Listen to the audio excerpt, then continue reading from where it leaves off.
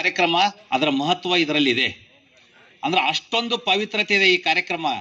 ನಾವೇನ್ ತಿಳಿದಿದ್ದೀವಿ, ಕಾಲೇಜಿನಲ್ಲಿ ಹೋದ್ರೆ ಒಂದ್ ಸರ್ಟಿ, ಇದು ಸಂಚಾರಿ ನಿಯಮ. ಶಿಕ್ಷಣ ಕಲಿತವ್ರು ಬದುಕದೇ ಇರಬಹುದು, ಆದ್ರೆ ಇಲ್ಲಿ ಸಂಚಾರಿ ನಿಯಮ ಯಾರು ಕಲ್ತಿಲ್ಲಲ್ಲ ಅವರು ಮನೆಗೆ ತಿರುಗಿ ಹೋಗ್ತಾರ ಅನ್ನೋದು ಏನು ಗ್ಯಾರಂಟಿ ಇಲ್ಲ. ನೀ ಶಿಕ್ಷಣ ಕಲಿ ಅಥವಾ ಶಿಕ್ಷಣ ಕಲಿದೇ ಇರು. ನೀ ಹೆಬ್ಬಟ್ಟು ಹೊತ್ತ ಸ್ವಾಮಿ, ನಮ್ಮ ಊರಾಗ ಸುಮಾರು ಒಂದು ಅರ್ಧ ಊರು ಮಂದಿ ಎಲ್ಲ ಹೆಬ್ಬಟ್ಟಿನವ್ರದಾರ, ಹಳ್ಳಿ ಊರಾಗೆಲ್ಲ ಅವ್ರು ಬದುಕಿದ್ದಾರೆ. ನಾನು ಇವತ್ತು PhD ಪಡ್ಕೊಂಡಿದ್ದೇನೆ, ನಾ ಇಂಜಿನಿಯರ್ ಇದ್ದೇನೆ, ಡಾಕ್ಟರ್ ಇದ್ದೇನೆ.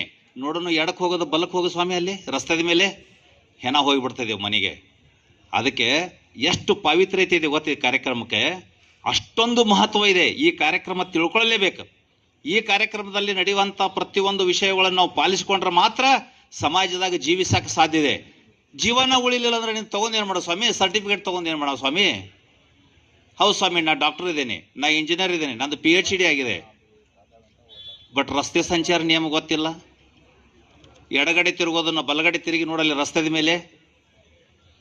ಏನಪ್ಪ ಇಂಜಿನಿಯರ್ ಓದಿದ್ದ ಸತ್ತ ಹೋದ, ಡಾಕ್ಟರ್ ಇದ್ದ ಸತ್ತ ಹೋದ, ಏನು ಮಾಡೋ ಸ್ವಾಮಿ ಅದನ್ನ? ಎಜುಕೇಶನ್, ಸಂಚಾರ ನಿಯಮಗಳ education is very very important. ನೀ ಏನಾದರೂ ಕಲಿ, ಶಿಕ್ಷಣ ಕಲಿ ಅಥವಾ ಶಿಕ್ಷಣ ಕಲಿದೇ ಇದ್ರು ರಸ್ತೆ ನಿಯಮಗಳು ಮಾತ್ರ ಕಡ್ಡಾಯವಾಗಿ ಕಲಿಲೇಬೇಕು. ಈ ಶಿಕ್ಷಣ ಕಲಿತ್ರೆ ಮಾತ್ರ ನಾವು ಸಮಾಜದಾಗ ಜೀವಿಸಕ್ಕೆ ಸಾಧ್ಯ ಇದೆ. ಇಲ್ಲಾದ್ರೆ ನಾವು ಹೋದ ಮನುಷ್ಯ ತಿರುಗಿ ನಾವು ಬರ್ತೇವೋ ಬರೋದಂತೂ ಗ್ಯಾರಂಟಿ ಇಲ್ಲ. ಏನು ಜೀವಂತ ಬರ್ತೇವೋ ಅಥವಾ ಹೆಣಾಯಾಗಿ ಬರ್ತೇವೆ ಅನ್ನೋದು ಗೊತ್ತಿಲ್ಲ. ಅದಕ್ಕೆ ಬಹಳ ಬಹಳ ಖಾರವಾಗಿ ಮಾತಾಡ್ತಾ ಇದ್ದೀನಿ. ರಸ್ತೆ ಸಂಚಾರ ನಿಯಮಗಳನ್ನು ಪಾಲಿಸಿ.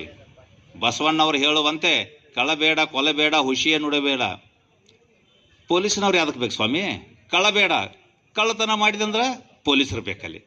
379 ಹಾಕಿ ಕಳ್ಳತನ ಮಾಡಿ ಕೇಸ್ ಜೈಲ್ಗೆ ಹಾಕ್ತೀವಿ.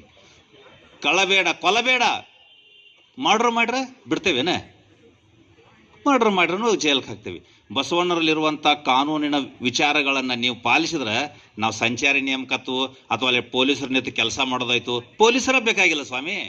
ಕಳಬೇಡ, ಕೊಲೆಬೇಡ, ಹುಷಿಯ ನುಡಿಲ್ಬೇಡ, ಇದು ಬರೀ ಒಂದು ವಚನದಲ್ಲಿರುವಂಥ ಕಾನೂನುಗಳನ್ನು ನೀವು ಪರಿಪಾಲನೆ ಮಾಡಿದರೆ ಪೊಲೀಸರ ಬೇಕಾಗಿಲ್ಲ. ಅಲ್ಲಿ ಕಾನೂನು ಪರಿಪಾಲನೆ ನಾವು ಸಮಾಜದಲ್ಲಿ ಬದುಕಬೇಕಾಗಿರೋದ್ರಿಂದ ಕಾನೂನುಗಳು ಬೇಕಾಗಿದ್ದಾವೆ. ಕಾನೂನುಗಳನ್ನು ಪರಿಪಾಲನೆ ಮಾಡಲಿಕ್ಕೆ ಪೊಲೀಸರು ಅವಶ್ಯಕತೆ ಇದೆ.